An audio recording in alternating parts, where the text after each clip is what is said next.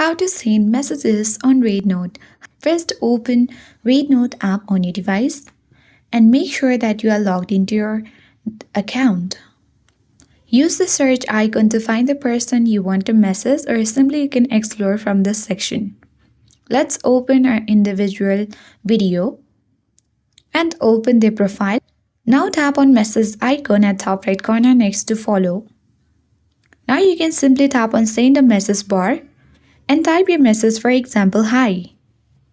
Tap send button at bottom right corner of your screen, and you need to first verify your mobile number to do this. So enter your phone number and then you'll receive code. You need to verify it. Once the verification process has done, your message will be sent, and with this you are good to go. I hope this guide was helpful. If it was, then do like, share, comment, and don't forget to subscribe. Thank you for watching, and I'll see you in the next video.